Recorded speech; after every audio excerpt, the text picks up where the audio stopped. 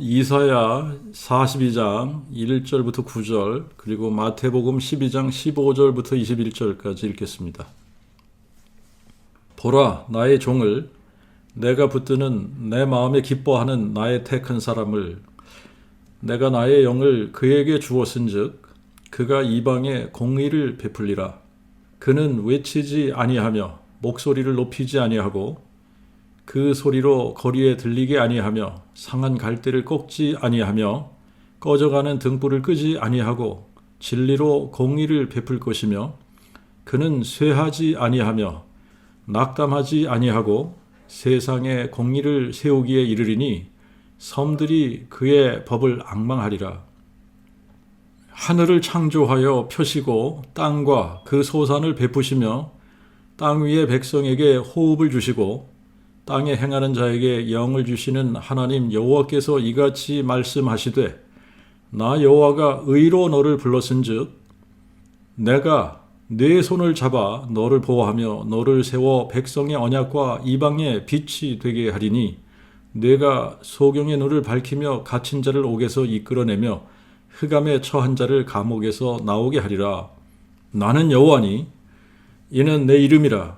나는 내 영광을 다른 자에게 내 찬송을 우상에게 주지 아니하리라. 보라, 전에 예언한 일이 이미 이루었느니라. 이제 내가 새 일을 고하나니 그 일이 시작되기 전이라도 너희에게 이르노라. 마태복음 12장 15절부터 21절까지입니다.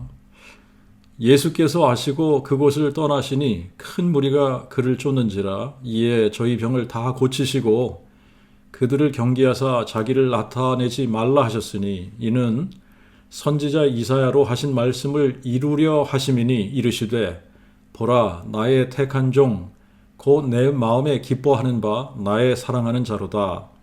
내가 내 영을 그에게 두리니 그가 공의를 이방에 알게 하리라. 그는 다투지도 아니하고 소리도 지르지 아니하리니 아무도 길에서 그의 소리를 듣지 못할 것이며 상한 갈대를 꺾지 아니하고 꺼져가는 심지를 끄지 아니하기를 심판하여 이기실 때까지 하시고 또한 이방들이 그의 이름에 소망을 두리라 하느니라.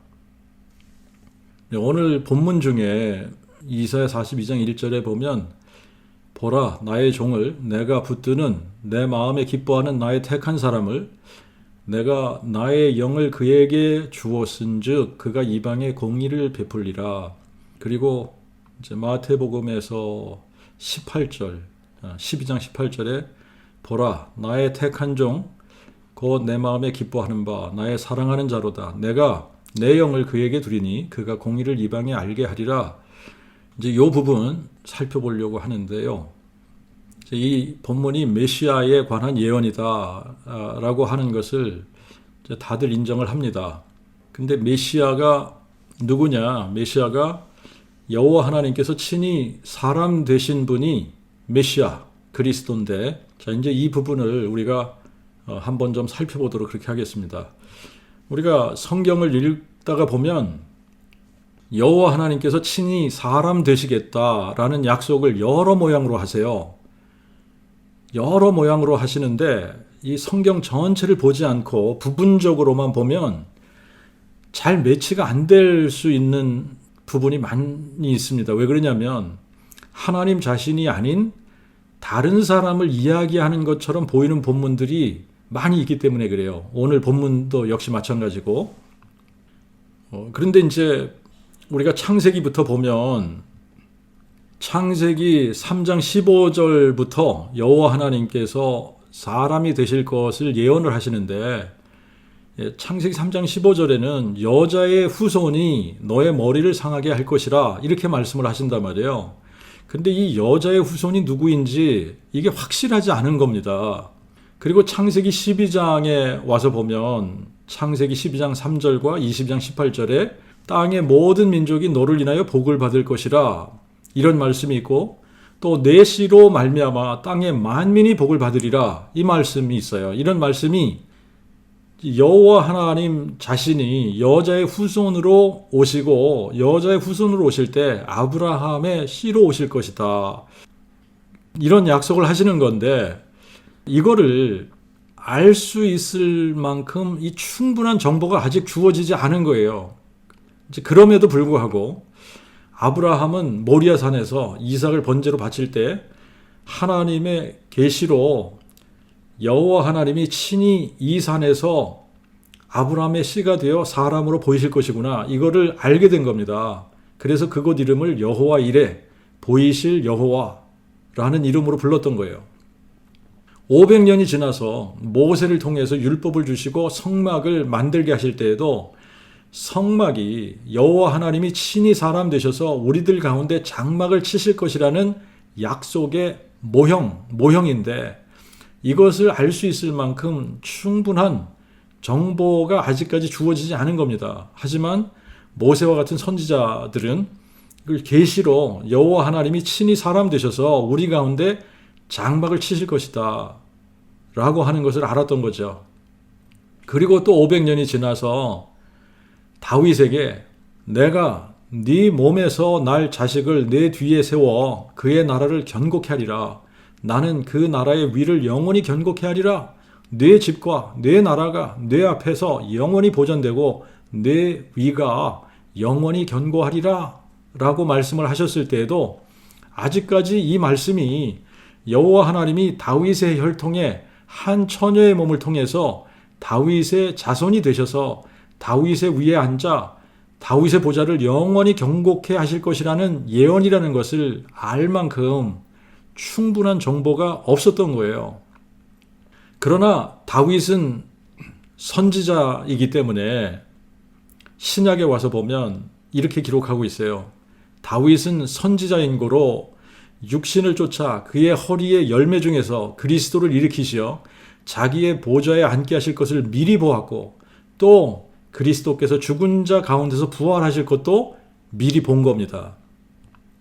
자, 그러니까 여호와 하나님께서 사람 되시겠다라고 하는 이 약속이 퍼즐 조각처럼 이렇게 조금씩 주신 거예요. 그런데 이사야 때에 와서 이사야 선지자를 통해 여호와 하나님께서 친히 처녀의 몸을 통해 사람이 되실 것이라는 것을 정확하게 알 수 있는 말씀을 해주신 겁니다. 그게 바로 이사야 7장 14절과 9장 6절의 예언이에요. 7장 14절에서는 보라, 처녀가 잉태하여 아들을 낳으리니 그의 이름을 임마누엘이라 하리라. 근데 여기까지도 사람들은 이 예언이 무슨 약속을 의미하는지 알기가 쉽지는 않은 것 같아요. 처녀가 잉태해서 아들을 낳는다, 뭐 이것도 무슨 말인지 이해를 잘 못했을 것이고, 그의 이름을 임마누엘이라 하리라, 이것도 잘 이해를 하지 못했을 거예요. 그런데 9장 6절과 7절에 가면 누가 처녀의 몸을 통해 한 아기로 한 아들로 이 세상에 오실 것인지, 그리고 누가 다윗의 보좌에 앉으실 것인지 정확한 정보를 여기서 주십니다. 그래서 이사야 9장 6절과 7절을 가서 보면 이는 한 아기가 우리에게 낳고 한 아들을 우리에게 주신 바 되었는데 그의 어깨에는 정사를 메었고 그의 이름을 기묘자라, 모사라, 전능하신 하나님이라, 영존하시는 아버지라, 평강의 왕이라 할 것임이라. 그의 정사와 평강의 더함이 무궁하며 또 다윗의 보좌에 앉아서 그의 나라를 굳게 세우고 지금부터 영원토록 공평과 정의로 그것을 보존하실 것이라. 만군의 여호와의 열심히 이를 이루시리라. 이사야 9장 6절에 와서야 전능하신 하나님이시며 영존하신 아버지이신 여호와 하나님 자신이 다윗의 혈통의 한 처녀의 몸에 잉태되어 한 아기로 한 아들로 태어나셔서 만민에게 복을 주시는 아브라함의 씨, 그리고 다윗의 보좌에 영원히 앉아 세상을 공평과 정의로 다스리실 다윗의 씨라는 것을 알 수 있게 예언을 해주신 겁니다. 그동안의 퍼즐 피스들이 맞춰질 수 있는 결정적인 예언의 말씀을 주신 거예요. 성경은 점진적인 계시라고 이야기를 합니다. 점진적인 계시, Progressive Revelation이라고 그러는데, 모든 계시를 한꺼번에 그냥 단번에 주신 것이 아니라 시간의 흐름에 따라 점진적으로 주신 거예요. 그래서 그 계시들이 충분히 모아졌을 때 어느 한 시점에서 전체를 한눈에 볼 수 있게 하신 겁니다. 그래서 신약에 와서 구약의 계시들이 퍼즐 피스가 맞춰지듯이 예수 그리스도 안에서 이게 다 맞춰지게 하신 거예요. 물론 구약의 어느 시점에서든 하나님께서 계시해 주신 그 말씀을 통해서 사람들이 구원을 받을 수 있도록 하셨습니다. 예를 들면 창세기 3장에서 12장까지 그냥 사람들이 여자의 후손으로 오시는 분을 믿으면 되는 거예요. 그리고 12장 이후부터는 아브라함의 씨로 오시는 여자의 후손. 그래서 그분이 모리아 산에서 친히 보이실 여호와라는 것을 믿으면 되는 겁니다. 출애굽기부터는 아브라함의 씨로 오셔서 우리 가운데 장막을 치시고 친히 유월절 양이 되셔서 속죄의 죽음을 죽으시고 부활하실 하나님의 어린 양을 믿으면 되는 거고, 이제 그게 신약에서 예수님이 탄생하시기 전까지 구약에서 예언한 대로 믿으면 되는 거예요. 여자의 후손으로 아브라함의 씨로 다윗의 혈통으로 사람 되실 여호와, 사망을 삼키고 승리하실 여호와를 마음에 믿고 여호와의 이름을 부르면 구원을 받는 겁니다.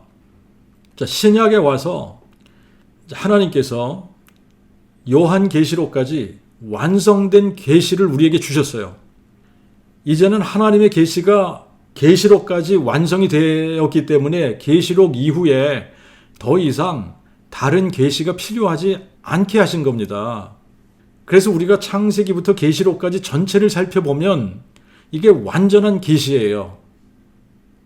하나님께서 계시를 완성시켜서 완성된 계시를 우리에게 주신 겁니다.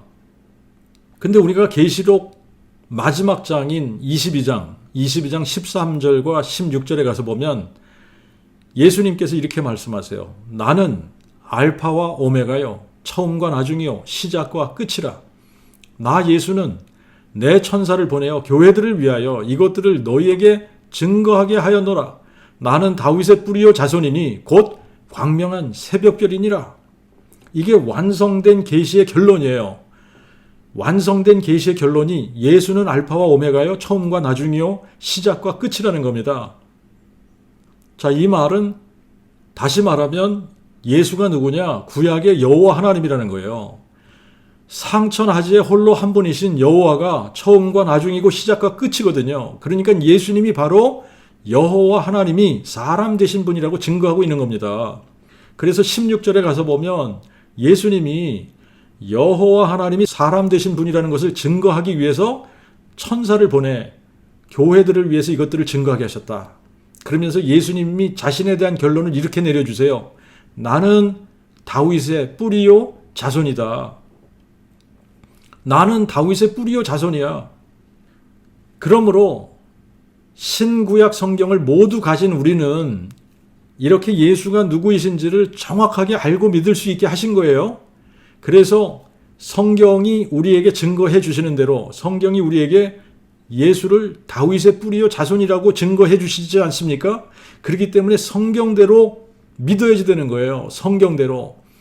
그런데 성경대로 믿지 않고 예수를 삼위일체 신 중에 제2위의 신인 성자신이라고 믿으면 예수를 성경대로 믿는 것이 아닙니다. 예수를 믿는다고 하지만 성경대로 믿어야 되는데 예수를 성경대로 믿는 것이 아니에요. 그러니까 지금 그 복음 설교를 들으시는 분들은 성경으로 스스로 확인하시고 성경대로 믿으셔야 되는 거예요. 성경대로 믿어야 구원을 받는 겁니다. 자, 우리가 오늘 본문 이사야 42장으로 다시 가서 1절부터 4절을 한번 다시 보겠습니다. 보라, 나의 종을, 내가 붙드는 내 마음에 기뻐하는 나의 택한 사람을, 내가 나의 영을 그에게 주었은즉 그가 이방에 공의를 베풀리라. 그는 외치지 아니하며 목소리를 높이지 아니하고 그 소리로 거리에 들리게 아니하며 상한 갈대를 꺾지 아니하며 꺼져가는 등불을 끄지 아니하고 진리로 공의를 베풀 것이며 그는 쇠하지 아니하며 낙담하지 아니하고 세상에 공의를 세우기에 이르리니 섬들이 그의 법을 앙망하리라. 하나님께서 메시아에 대한 예언을 해 주실 때에 직간접적으로 여러 모양으로 해오셨어요. 어떤 때는 마치 제3자의 어느 사람을 지칭하듯 어떤 때는 하나님 자신이 직접 사람이 되실 것이라는 뉘앙스의 예언을 하셨습니다. 여기서도 보면 나의 종, 내가 붙드는 내 마음에 기뻐하는 나의 택한 사람, 내가 나의 영을 그에게 주었은즉 그가 이방에 공의를 베풀리라. 나 여호와가 의로 너를 불렀은즉 내가 내 손을 잡아 너를 보호하며 너를 세워 백성의 언약과 이방의 빛이 되게 하리니 내가 소경의 눈을 밝히며 갇힌 자를 옥에서 이끌어내며 흑암에 처한 자를 감옥에서 나오게 하리라. 그러니까 요 본문만 따로 떼어서 보면 여기서 이야기하는 나의 종, 내 마음에 기뻐하는 나의 택한 사람이 누구를 이야기하는지 잘 알 수가 없습니다. 어떤 선지자를 이야기하나 보다라고 생각할 수 있는 본문이에요. 마치 어떤 사람이 하나님의 마음에 꼭 들어서 그 사람을 하나님이 종으로 택하시고 그에게 여호와의 영을 부어주시고 능력을 주셔서 그 사람으로 하여금 소경의 눈도 뜨게 하시고 흑암에 갇힌 자들도 감옥에서 나오게 하시고 그러는 것이라고 생각을 할 수가 있는 겁니다. 그런데 어떤 특정한 선지자를 지칭하는 것이 맞아요. 이사야 7장 14절과 9장 16절을 깨닫지 않는 이상 그 특정한 선지자가 여호와 하나님이 사람 되실 분을 의미한다고 생각하기는 쉽지 않은 거예요. 신약에 와서 마태복음 12장 15절부터 21절을 보니까 이사야 42장 1절부터 9절 말씀이 여호와 하나님이 사람 되신 예수 그리스도를 지칭하는 예언이라는 것이 너무나 확실합니다. 근데 여기서 우리가 퍼즐 하나를 풀 수 있는 정보가 담겨 있어요. 예수님은 우리와 같은 사람인데 이분이 사람이신 예수가 어떻게 사람인 동시에 여호와 하나님이 되실 수 있을까? 자, 예수님은 다윗의 아들 중 나단이라는 다윗의 아들의 혈통의 한 처녀 마리아라고 하는 동정녀의 몸을 통해 태어나신 분이 예수 그리스도입니다. 남자를 알지 못하는 동정녀가 성령으로 잉태해서 낳은 아기가 바로 나사렛 예수예요. 이 세상에 아기가 태어나면 엄마는 너무나 분명해요. 그런데 아기의 아버지가 누구냐 하는 것은 그 아기가 누구에 의해서 잉태되었느냐에 따라서 아기를 잉태하게 한 사람이 아버지인 겁니다. 마리아가 아기 예수를 분만했어요. 엄마는 분명해요. 마리아입니다. 이 아기를 지금 출산했으니까 마리아가 분명하게 엄마예요. 자, 그런데 이 아기를 잉태케 한 사람이 요셉이 아니란 말입니다. 요셉은 마리아의 남편이지만 요셉에 의해서 잉태한 게 아니란 말이에요. 그러므로 요셉은 예수의 아버지가 아닙니다. 성경은 마태복음 1장 18절과 20절에 이렇게 기록하고 있어요. 예수 그리스도의 나심은 이러하니라. 그의 모친 마리아가 요셉과 정혼하고 동거하기 전임에도 성령으로 잉태된 것이 나타나니 저에게 잉태된 자는 성령으로 된 것이니라. 그리고 누가복음 1장 31절부터 35절에는 보라, 내가 잉태하여 아들을 낳으리니 그의 이름을 예수라 하라. 마리아가 천사에게 말하되 나는 남자를 알지 못하니 어찌 이 일이 있으리까? 천사가 대답하되 성령이 내게 임하시고 지존자의 능력이 너를 덮으시리니 그러므로 내게서 나실 바 거룩한 자를 하나님의 그 아들이라 일컬으리라. 예수는 성령에 의해서 마리아의 몸에 잉태된 겁니다. 그러므로 예수의 아버지는 사람이 아니라 하나님이신 거예요. 시편 2편 7절에도 내가 칙령을 전하노라. 여호와께서 내게 이르시되 너는 내 아들이라. 오늘날 내가 너를 낳았도다 하신 분이 바로 예수님이세요. 이 구절이 예수님에 대한 예언이 아니라고 하는 성경학자들은 아무도 없습니다. 모두가 다 이 구절이 예수님에 대한 예언이라고 동의합니다. 그러므로 여호와 하나님이 예수님을 낳은 예수님의 아버지이신 거예요. 아기가 태어나면 그 아기를 잉태케 한 아버지가 있고 아기를 출산한 엄마가 있는 겁니다. 예수님은 사람이세요. 우리와 같은 혈과 육을 가지신 분입니다. 예수님을 낳은 엄마는 동정녀 마리아예요. 그러므로 동정녀가 아기 예수를 낳았기 때문에 마리아가 예수의 엄마 맞습니다. 그런데 동정녀가 낳은 거잖아요. 남자를 알지 못하는 처녀가 아기를 낳은 겁니다. 그러니까 예수의 아버지는 인간 중에는 없는 거예요. 인간 아버지는 없는 겁니다. 그렇다고 해서 예수의 아버지가 아예 없는 것이 아니라는 거예요. 성령께서 잉태케 하셨기 때문에 인간 예수의 아버지는 하나님이신 거예요. 그러므로 예수께서 하나님을 향해 아버지라 부르는 것이 이게 전혀 이상한 게 아닙니다. 하나님이 아버지 맞으세요. 그러므로 하나님을 향해 아버지라 부르는 것이 마땅한 거예요. 당연한 거예요. 그래서 하나님을 향해 아버지라고 부르면서 아버지께 기도도 하시는 겁니다. 자, 그런데 이제 이사야 42장 1절에 여호와께서 이렇게 말씀하세요. 내가 나의 영을 그에게 주었은즉. 자, 이 부분을 우리가 조금 더 다르게 번역을 한번 해보겠습니다. 자, 이사야 42장 1절. 이제 이 부분을 원어로 보면 hen 아브디 에트목 보 베히리 라체타 나피시 나타티 루키 알라브 미셰파트 라고임 요치 이라고 이렇게 되어져 있어요. 근데 여기서 나타티 루키 알라브라고 하는 이 부분, 내가 주리라 나의 영을 그의 안에, 이 말씀이거든요.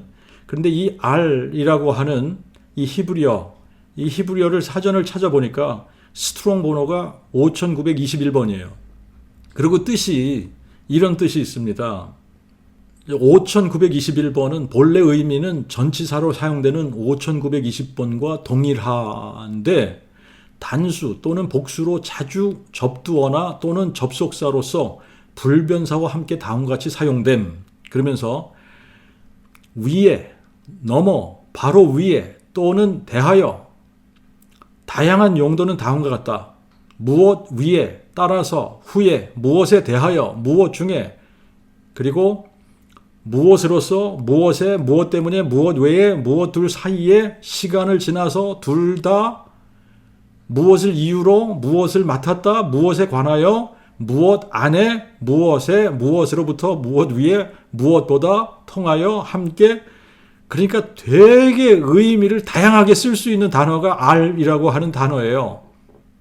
그런데 여기서는 3인칭 남성 단수 전미사와 함께 사용이 되었습니다. 그래서 알라브라고 우리가 발음을 하는데 무엇 안에라는 의미를 부여를 해서 이것을 번역을 해야 좋은 번역이 될 것 같은 거예요. 그래서 이 부분 나타티 루키 알라브라고 하는 이 부분을 그 복음에 맞게 이 부분을 번역을 하면 나타티 내가 주리라, 루키 나의 영을, 알라브는 그의 안에, 이렇게 번역을 해야 하나님이 의도하신 번역이라고 생각이 돼요. 그러니까 예수님은 동정녀 마리아를 통해 한 아들로 태어나신 분이에요. 예수님이 마리아의 태중에서 잉태되어 사람의 모양으로 만들어질 때에 나의 영을 그의 안에 주셨다는 거예요. 여호와의 영이 그 안에 들어갔다는 이야기입니다.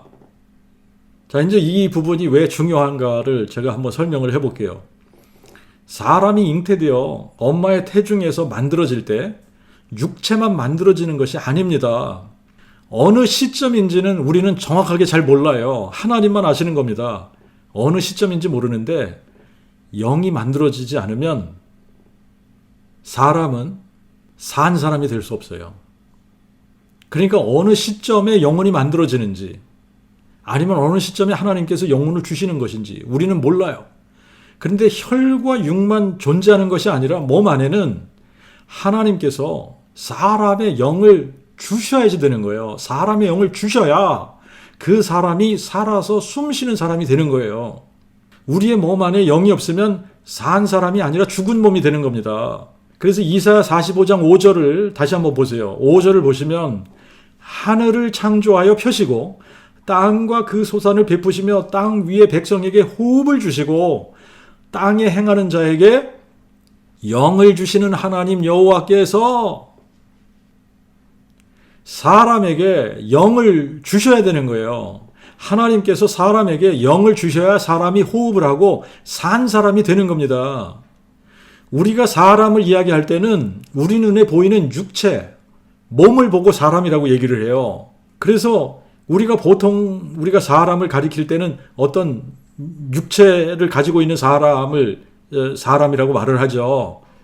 그런데 우리가 자세하게 말을 하면 혈과 육이라고 하는 거, 이 몸, 육체라고 하는 것은 하우징과 같은 겁니다.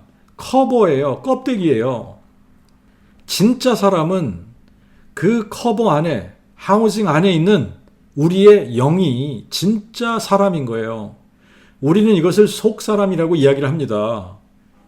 육체는 속사람인 우리의 영이 물질 세계를 살아가면서 세상에 자신을 나타내는 역할을 하는 거예요. 영이 없는 몸은 사람이라고 하지 않고 죽은 몸, 시체 또는 송장이라고 부르는 거예요. 제가 오래전에 이 동영상을 봤는데 이게 이제 제 인상에 남아있는 거예요. 뭐냐면 케네디 대통령이 암살을 당했을 때입니다. 케네디 대통령이 암살을 당했을 때 병원에 실려가서 부검을 마치고 시체를 넣는 검은 백에다 넣어서 화물칸에다 싣고서 가더라고요. 살아있을 때는, 영이 있을 때 미국의 대통령이에요. 최고의 권력자였습니다. 그래서 대통령 전용 비행기 에어포스 1을 타고 왔다 갔다 하고 업무도 보고 달라스까지 온 겁니다. 그런데 암살을 당할 때 영이 떠났잖아요. 몸이 죽으면 영도 떠나는 거예요. 영이 떠나니까 더 이상 대통령이 아닙니다. 더 이상 사람이 아닌 거예요. 그래서 시체를 넣는 바디백에 담아서 화물칸에다 넣고 워싱턴까지 운송을 했단 말이죠. 자, 이거는 더 이상 사람으로 취급하지 않는 거예요. 아무리 권력자라도, 세계 최고의 권력자였던 사람이라도 그 사람이 죽으니까, 그 사람 안에 있는 영이 떠나버리니까 짐짝으로 취급을 하지 않습니까? 우리도 우리 몸 안에 있는 우리의 진짜 사람, 우리의 속사람, 우리의 영이 있어야만 살아있는 사람이 되는 거예요. 사람 취급을 받는 겁니다. 영이 떠나면 사람 취급을 받지 못해요. 죽음이라는 것은 우리의 몸과 영이 분리될 때 일어나는 것입니다. 몸이 죽으면 영도 떠나야 해요. 영이 떠나면 몸도 죽는 겁니다. 예수님도 십자가 위에서 다 이루었다 하시고는 머리를 숙이시니까 영이 떠나시니라 그렇게 기록하고 있어요. 사람이 병들어서 죽든 늙어서 죽든 사고로 죽든 죽는 순간에 영이 몸에서 떠나는 겁니다. 그래서 전도서 3장 21절에 보면 인생의 영은 위로 올라가고 그랬어요. 인생의 영은 위로 올라가고, 사람이 죽을 때 영은 위로 올라가는 겁니다. 아무리 건강한 사람도 영이 떠나버리면 그 사람은 죽는 거예요. 좋은 예가 성경에 있는데 아론이나 모세가 죽을 때 눈이 흐리지 않고 아직 건강한 상태였습니다. 그런데 아론을 호르산에 데리고 올라가서 옷을 벗기니까 산 꼭대기에서 죽었단 말이에요. 아론 안에 있던 영이 떠났기 때문에 죽은 겁니다. 모세도 느보산에 올라가서 여리고 맞은편 비스가산 꼭대기에 올라가 이스라엘 백성들이 요단강을 건너서 얻을 가나안 땅을 보게 하셨어요. 그 가나안 땅을 쭉 보여주신 후에 모압 땅에서 모세는 죽거든요. 그런데 모세가 죽을 때에 이렇게 기록하고 있습니다. 모세가 죽을 때의 모습이에요. 모세가 죽을 때에 나이가 120세이나 그의 눈이 흐리지 아니하였고 기력이 쇠하지 아니하였다. 하나님께서 모세의 영을 데려오고 가시니까 눈도 흐리지 않고 기력도 쇠하지 않은 모세가 죽은 거예요. 자, 이렇게 사람 몸 안에는 사람의 영이 있어야 산 사람이 되는 겁니다. 그런데 예수님의 몸 안에는 사람의 영이 아닌 여호와의 영이 계신 거예요. 이사야 11장 1절 2절에도 이새의 줄기에서 한 싹이 나며 그 뿌리에서 한 가지가 나서 결실할 것이요 여호와의 영, 지혜와 총명의 영, 모략과 재능의 영, 지식과 여호와를 경외하는 영이 그 위에 강림하시리니. 자, 이 말씀도 역시 예수님에 관한 예언이거든요. 메시아에 관한 예언이에요. 예수님 안에 여호와의 영이 임하신다는 겁니다. 그런데 이제 예수님 안에 여호와의 영이 임하신다라고 하는 것이 우리에게 성령이 임하시는 그런 차원이 아니에요. 여호와의 영, 여호와 하나님 자신이 예수님 안에 들어가서 예수님으로 사시는 것을 의미하는 거예요.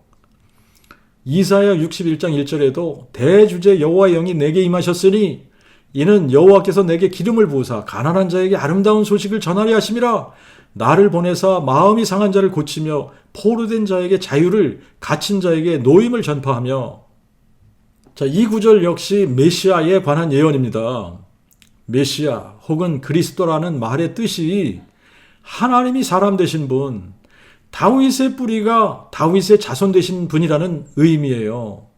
그러므로 예수 그리스도라는 말의 뜻은 예수는 하나님이 사람 되신 분, 예수는 다윗의 뿌리가 다윗의 자손 되신 분이라는 뜻입니다. 그러므로 이 구절도 예수님 안에 여호와의 영이 임하셔서 육체로는 예수께서 여호와 하나님의 그 아들이시지만 영으로는 여호와 하나님 자신이심을 나타내주는 구절이에요. 하나님은 영이십니다.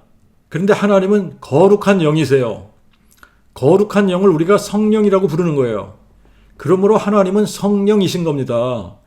여호와는 하나님의 이름이세요. 성령은 하나님의 본질이세요. 그러므로 여호와 하나님 자신이 예수님의 육체 안에 들어와서 사심으로 하나님께서 이 세상에 33년 동안 사람으로 사신 겁니다. 여호와 하나님이 예수를 통해서 이 세상에 사람으로 사신 거예요. 여호와 하나님이 예수님을 통해서 이 세상에 오셔서 사람으로 사셨다 그러면 이제 또 사람들이 이렇게 질문해요. 그러면 하나님이 세상에 오셔서 사람이 되셨으니까 그러면 하늘나라의 하나님의 보좌는 비워졌나요? 하나님의 보좌는 그러면 비어있나요? 이런 질문을 한단 말이죠. 사람은 시간과 공간을 초월해서 존재하지 못하기 때문에 같은 시간에 한 곳에만 있을 수 있지만 한 곳에만 있지 같은 시간에 한 사람이 여기저기 있을 수 없습니다. 근데 하나님은 전능자시고 영이시기 때문에 시간과 공간을 초월해서 존재하세요. 그래서 같은 시간에 하늘에도 계시고 사람의 몸 안에도 계실 수 있는 겁니다. 하나님을 인간적으로 제한해서 생각하면 그 복음이 잘 깨달아지질 않아요. 하나님은 전능자이세요. 모든 것을 하실 수 있습니다. 그래서 예수님은 다윗의 뿌리요 동시에 다윗의 자손이신 거예요. 다윗의 뿌리요 자손이란 말은 아버지면서 동시에 아들이란 말입니다. 예수님은 하나님 아버지이시면서 동시에 하나님의 그 아들이세요. 이 부분이 그 복음의 신비인 거예요. 어떻게 뿌리가 자손이 될 수 있으며 어떻게 뿌리와 자손이 동시에 될 수 있는가? 사람으로서는 불가능하잖아요. 하지만 하나님은 죽은 자를 살리시는 하나님이고 없는 것을 있는 것처럼 부르시는 하나님 아니십니까? 하나님에게는 능치 못한 것이 없으십니다. 하나님이 동정녀 마리아의 몸에 한 아기를 잉태케 하시고 그 아기 몸속에 들어가셔서 육체로는 하나님의 아들로 영으로는 하나님으로 계심으로 하나님이시면서 동시에 사람이시고 아버지이시면서 동시에 아들이 되시는 이런 불가능한 일을 이루신 겁니다. 그래서 바울은 로마서 11장 33절에 깊도다 하나님의 지혜와 지식에 부요하며 그의 판단은 측량치 못하며 그의 길은 찾을 수가 없도다. 이는 만물이 그에게서 나오고 그로 말미암고 그에게로 돌아가미니 영광이 그에게 세세에 있으리로다. 아멘. 그리고 에베소서 3장 8절에는 측량할 수 없이 풍요한 그리스도의 그 복음이라고 했고 골로새서 1장 27절에는 이 비밀은 너희 안에 계신 그리스도니 곧 영광의 소망이라 그랬어요. 그리고 골로새서 2장 2절 3절 9절에는 이는 너희로 원만한 확신과 풍요한 깨달음에 이르러 하나님 아버지와 그리스도의 비밀을 밝히 알게 하려 함이니 그리스도 안에는 지혜와 지식의 모든 보화가 감추어 있느니라. 그리스도 안에는 신격의 모든 충만이 육체로 거하시느니라. 예수 그리스도의 육체 안에는 사람의 영이 아닌 여호와 하나님이 거하신다는 이야기예요. 그러므로 육체로 보면 예수님은 우리와 똑같은 사람이지만 그분의 속사람은 사람이 아니란 말이에요. 그분의 속사람, 그분의 속사람, 영은 사람의 영이 아니라 하나님의 영, 여호와 하나님이신 거예요. 그래서 예수는 사람이면서 동시에 하나님이신 겁니다. 사람으로서는 하나님의 그 아들이시고 영으로서는 상천하지에 홀로 한 분이신 여호와 하나님이신 거예요. 아담과 하와는 하나님께서 아담은 흙으로 빚으시고 하와는 아담의 갈비뼈로 빚으셨잖아요. 그런데 아담과 하와 이후에 세상에 태어나는 모든 사람들에게는 인간 아버지와 인간 엄마가 있습니다. 그런데 예수님만 인간 아버지 없이 동정녀의 몸에서 태어나신 거예요. 인간 아버지는 없지만 아버지가 아주 없는 게 아니지 않습니까? 하나님이 아버지신 거예요. 그래서 하나님의 그 아들이시고 또 동시에 다윗의 혈통으로 나셨기 때문에 다윗의 자손이신 겁니다. 그러나 예수님의 몸 안에 거하시는 영은 여호와 하나님 자신이시기 때문에 영으로서는 여호와 하나님이시고 육체로서는 하나님의 그 아들이 되시는 거예요. 이것이 가장 크고 놀라운 신비입니다. 그래서 바울은 디모데전서 3장 16절에 크도다 경건의 비밀이요 그렇지 않다 하는 이가 없도다. 하나님이 육체로 나타나신 바 되시고, 여러분 이 비밀이 얼마나 크고 놀라운 비밀인지 모릅니다. 그래서 골로새서 2장에는 하나님 아버지와 그리스도의 비밀을 밝히 알게 하려 함이라 그랬어요. 그런데 여러분들은 그 복음을 깨닫고 마음의 믿음으로 이 크고 놀라운 비밀을 밝히 알게 된 사람들입니다. 하나님이 어떻게 육체로 나타나셨나? 동정녀 마리아의 몸에 잉태되어졌어요. 한 아기로 한 아들로 이 세상에 오셨어요. 그 아기 예수의 몸 안에 하나님의 영이 주신 바 된 겁니다. 하나님의 영이 계심으로 하나님은 예수님을 통하여 이 세상에 사람으로 살아가신 거예요. 그래서 인간이 살아가는 모든 것, 인간이 살아가면서 인간이 경험할 수 있는 모든 것을 다 경험하신 거예요. 모태에서 사람의 모양으로 만들어지실 때에도, 출생하셔서 신생아 시절에 모유를 빠실 때에도, 또 기저귀를 차실 때에도, 또 용변을 보실 때에도, 밥을 먹고 물을 마실 때에도, 목수일을 하실 때에도, 유아기와 소년기와 청년기를 다른 사람들처럼 다 보내셔야지 됐고, 33년 동안 인간으로서 경험해야 하는 모든 것을 다 경험하신 겁니다. 하나님이 사람이 되셔서 하나님의 그 아들 예수 그리스도로 이 세상을 사셨던 거예요. 그러므로 예수 그리스도로 말미암지 않고는 아무도 아버지께로 올 자가 없는 겁니다. 하나님을 알려면 예수 그리스도를 알아야 하는 거예요. 그래서 예수님이 이렇게 말씀하신 겁니다. 이 영생은 유일하신 참 하나님과 아버지께서 보내신 자 예수 그리스도를 아는 것이니다. 예수님을 알면 유일하신 참 하나님, 영존하신 아버지를 아는 거예요. 예수님이 아버지께서 보내신 자, 하나님의 그 아들이시면서 동시에 예수 그리스도를 보내신 영존하신 아버지 자신이시기 때문에 하나님이 우리의 영존하신 아버지세요. 자, 이게 그냥 우리에게는 막연해요. 그냥 하나님이 우리의 영존하신 아버지. 그러면은 이 영존하신 아버지라는 게 이게 막연하게 그냥 아버지, 그냥 막연한 아버지. 그런데 인간으로서 이 부모의 심정, 이 부모의 심정이라는 게 있단 말이에요. 그런데 이 부모의 심정보다 하나님은 우리의 영존하신 아버지로서 그 아버지의 심정, 이거는 인간 부모의 심정보다 이게 더 깊고 높은 거예요. 그래서 영존하신 아버지로서 우리를 자신의 생명과 같이 사랑하시는 이 진짜 아버지가 하나님이신 거예요. 그래서 하나님은 영으로 존재하시는데 우리를 너무너무 사랑하시기 때문에 하나님이 우리와 같은 혈과 육으로 이 세상에 오신 겁니다. 이 세상에 혈과 육으로 오실 때에 육체로는 하나님의 그 아들이 되신 거예요. 그분이 우리의 주님이시고 우리의 창조주이신데 우리를 혈과 육으로 만드셨어요. 자녀들을 혈과 육으로 만드셨기 때문에 우리에게 영원한 생명을 주시기 위해 자기 자신도 친히 혈과 육에 참여하신 거예요. 그래서 피조물이 되신 거예요. 그래서 우리를 형제라 부르기를 부끄러워 아니하신다 그러셨어요. 그리고 우리를 위해 십자가에 죽으시기까지 자기 자신을 희생하신 겁니다. 우리를 대신해서 자기가 십자가 위에서 대신 죽으신 거잖아요. 그리고 장사 지낸 바 되었다가 3일 만에 영원히 죽지 않는 영광스러운 부활의 몸으로 다시 살아나신 거예요.